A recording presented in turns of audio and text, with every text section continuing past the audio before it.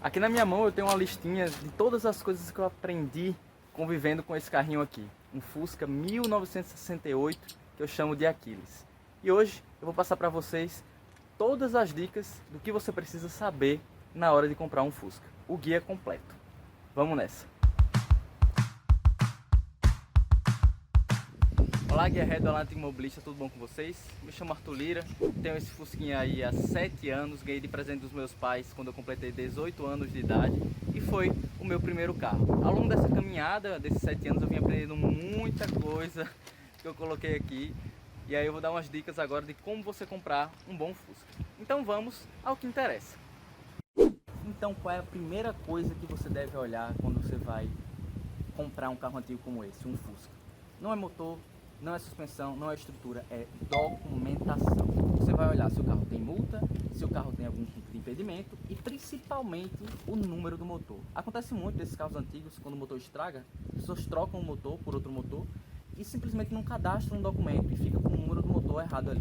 Isso vai te dar um problemão para você passar ele para o seu nome, porque você vai ter uma burocracia enorme para regularizar no Detran. Então a primeira coisa é você olhar, verifique se tem multa, verifique se tem algum impedimento. Ah, o Fusca está no nome do meu avô, ele já morreu. E aí, como é que você vai resolver isso? Dá muito trabalho. Então veja principalmente essa parte de documentação antes mesmo de olhar o carro. E agora eu vou te mostrar onde é que fica o número do motor. Vindo aqui para o motor do Fusca, então a primeira coisa que você tem que olhar é esse bendito número do motor. Tá aqui, ó, logo aqui embaixo, tá vendo? Ó? Bem sujo, mas tá aqui. Você verifica esse número aqui e vê se está lá no cadastro do veículo. Alguns estados você precisa ter aí a questão do Renavan e também da placa do carro. Outros você precisa só com a placa do carro, você já consegue pegar esse número. Então verifica a primeira coisa, verifica esse número, verifique se tem impedimento, se tem multa e aí você pode continuar na análise do veículo. Então pessoal, depois de analisar a documentação, a principal coisa que você tem que olhar é a questão da estrutura do veículo. Um carro é muito mais simples você pegar, por exemplo, um carro desse com interior para fazer, com elétrica para fazer, suspensão ou até mesmo alguma coisa no motor, do que você pegar um carro que esteja com toda a estrutura comprometida, a estrutura para fazer. Ou seja, aqui nesse ponto você vai procurar por ferrugem. E onde é que acumula ferrugem nesse veículo? Bem, não tenha medo, vá aqui embaixo, tira o tapete, veja se o seu assoalho tem ferrugem, o chão do carro tem ferrugem. Cuidado com aquelas pessoas que pintam o assoalho por cima da ferrugem, tá? Ele tem que estar assim, com o mínimo de ferrugem possível. Outro lugar que pega bastante ferrugem é essa parte aqui, ó, do pé de coluna, tá? Essa estrutura que liga a porta, é muito importante você olhar se não tem ferrugem aqui. A parte ali da frente também, do chapéu de Napoleão, é muito importante que você olhe ali se não tem ferrugem ali embaixo, se não está comprometida a estrutura. Essa parte aqui, ó, é bom você olhar também, essa parte aqui que é as caixas de ar, ver se elas estão boas, olha por baixo também, olha por cima, vê se não tem ferrugem aqui, tá? E outra parte importante, essa aqui, eu vou abrir aqui, a parte da frente montada. Você abre aqui, ó. Logo essa parte embaixo aqui do step, você tira o step e olha se lá embaixo não tem ferrugem. É muito comum acumular essa ferrugem. Eu fiz a funilaria desse carro, tive que trocar toda, olha aqui, ó, teve que cortar aqui essa frente montada todinha e soldar uma nova, né? Isso aqui é muito importante, são as partes que mais acumulam ferrugem nos Fusquinhas, beleza, galera? Esse carro tá precisando urgentemente de uma pintura, como já deu pra ver, mas é algo que eu vou fazer, a próxima coisa que eu vou fazer mais lá pra frente. Agora você vai verificar então, seguindo sua análise, a suspensão do veículo. Olhando ele de frente, veja se um lado não está mais alto ou mais baixo que o outro. O carro tem que estar completamente alinhado, sem estar torto. Isso é muito importante de ser analisado. Outra coisa muito importante de ser verificada é a questão dos amortecedores. Como é que eu sei que o amortecedor está bom ou não? Bem, com o consentimento do dono, é claro, você vai se apoiar sobre o Fusca, sobre o veículo, e vai pressionar para baixo. O amortecedor tem que fazer o carro ir para baixo e voltar na mesma hora, sem ficar quicando ou tremendo como se fosse uma mola. Esse teste é muito simples, rápido e prático e dá para saber mais ou menos se o amortecedor está bom ou não. É muito importante também que você verifique a altura do Fusca. Na altura original, os paralamas ficam a mais ou menos 3 dedos do veículo. É muito comum que se rebaixe um pouco esse Fusca com o objetivo de ganhar um pouco mais de estabilidade ou esse tipo de coisa. Só que se rebaixar da forma errada, vai ser muito pior. Quando eu comprei esse carro ele era rebaixado e o que aconteceu é que o carro era extremamente duro e desconfortável.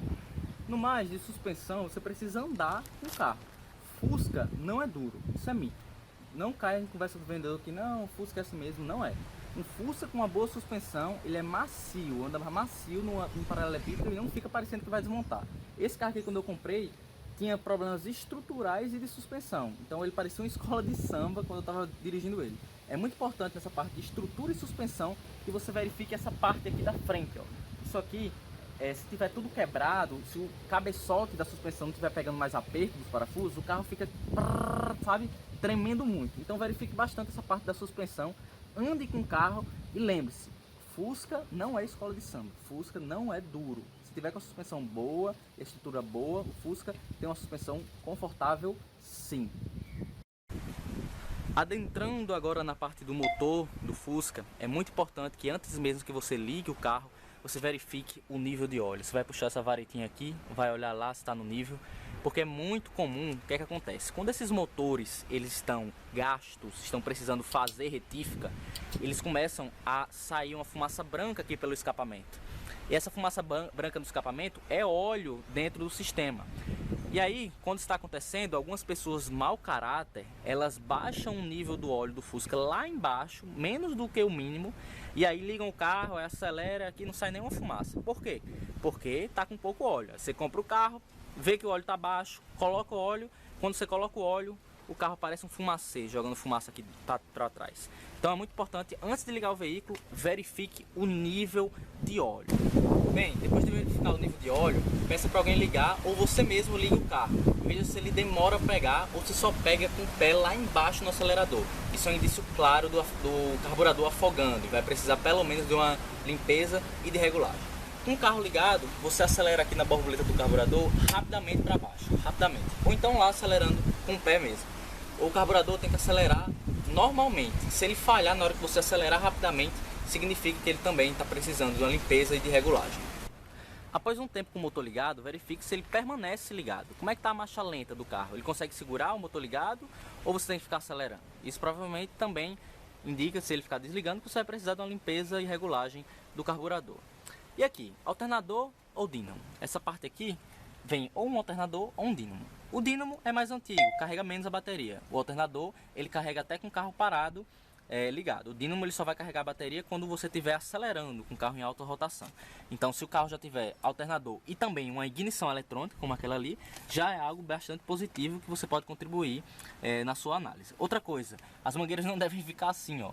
Tá vendo? Ela tá amarelada, ressecada. Isso aqui eu já comprei e vou substituir. Desde o vídeo passado que eu disse que ia substituir, ainda não fiz isso. É muito importante que essas mangueiras estejam novas para que evite que seu carro pegue fogo. No vídeo passado, inclusive, eu gravei um vídeo de como você se proteger contra incêndios no seu Fusca, na sua Kombi. Se você quiser, acessa lá no meu canal. Vou deixar o link aqui na descrição, que aí eu já vou dar umas dicas em relação a isso também. E o filtro de ar? O filtro de ar original é o melhor, óbvio. Então, se você quiser que seu Fusca tenha uma longevidade maior do motor, o filtro de ar original é o melhor, com esse elemento filtrante aqui, ou então aqueles com filtro de óleo também.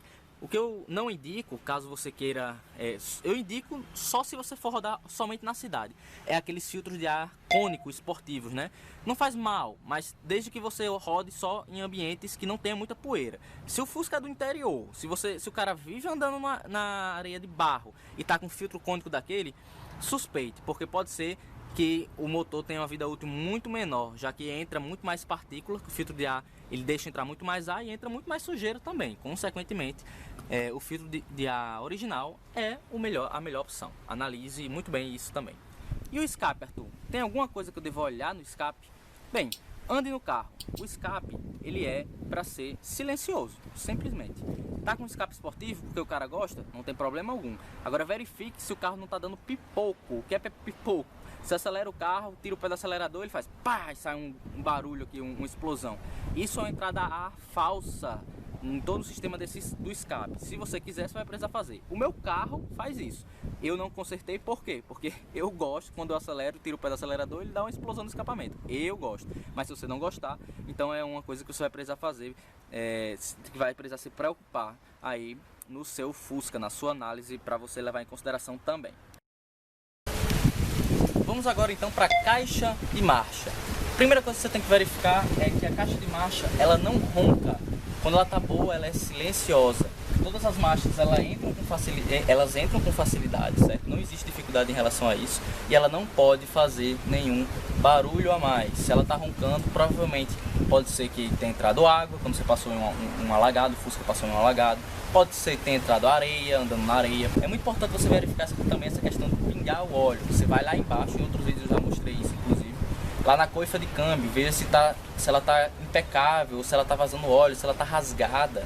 Ali na coifa de câmbio é muito comum rasgar essa coifa de câmbio e derramar todo o óleo da caixa de marcha, comprometendo completamente o sistema. Outra coisa muito importante a verificar é a embreagem. Você coloca aqui ou na segunda ou na terceira, acelera o carro tem que desenvolver na mesma proporção que você acelera. Então se você acelera o carro, ele faz um barulho muito alto e o carro não desenvolve, provavelmente a sua embreagem está gasta e você vai precisar trocar esta embreagem.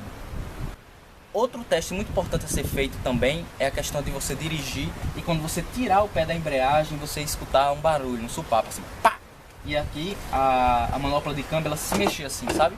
Isso normalmente é a base da caixa de marcha quebrada ou rachada. Nesse carro isso aconteceu comigo, eu substituí por uma de Kombi, uma base da caixa de marcha de Kombi, e até hoje nunca tive qualquer outro tipo de problema. Se a sua base estiver quebrada, com todo vez que você tirar o pé da embreagem, você vai sentir um supapo. E aí isso significa que a caixa de marcha ela tá solta ali, sambando em cima da base, né? Tá quebrado ali, você vai precisar substituir. E para substituir isso, normalmente precisa se retirar o motor, porque o Fusca é assim. Então você vai gastar um bom dinheiro em mão de obra. Então preste muita atenção nessa parte da caixa de marcha também. Vamos então para uma parte muito importante que é muito negligenciada na hora da compra do Fusca. Os freios.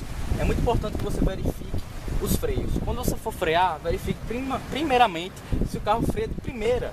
O carro ele é para frear de primeira. Se você precisar ficar bombeando o pedal de freio, significa que você vai precisar fazer uma sangria no freio porque tem ar no sistema. O carro é para você frear e ele frear. Não é para você ter que pedalar uma, duas ou três vezes, como algumas vezes já aconteceu com esse Fusca aqui anteriormente, para ele frear. Então é necessário que ele freie de primeira, certo? Outra coisa interessante é, apertei no freio, o carro puxou demais para a esquerda ou puxou demais para a direita, muito provavelmente as lonas de freio estão ou gastas mais de um lado ou estão mais gastas de outro lado. Então é muito importante que você tenha as duas lonas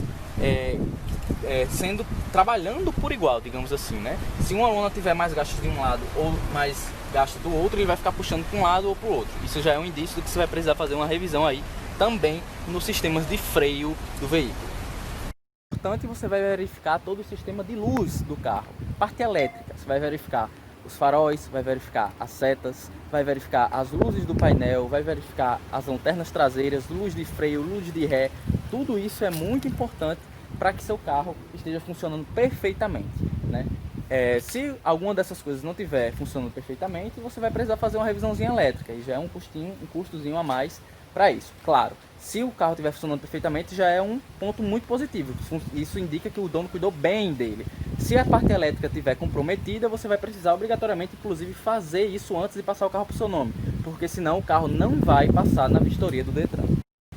No mais foi isso, pessoal, essas foram as dicas que eu consegui passar para vocês nesse pouco tempo que nós estivemos juntos aqui nesse vídeo. Então, muito obrigado, se você gostou, se inscreve no canal, deixa seu comentário aí se eu esqueci alguma coisa, compartilha esse vídeo e deixa o like que ajuda muito no desenvolvimento do canal. Eu espero que eu possa ter ajudado vocês de alguma forma e até um próximo vídeo. Muito obrigado!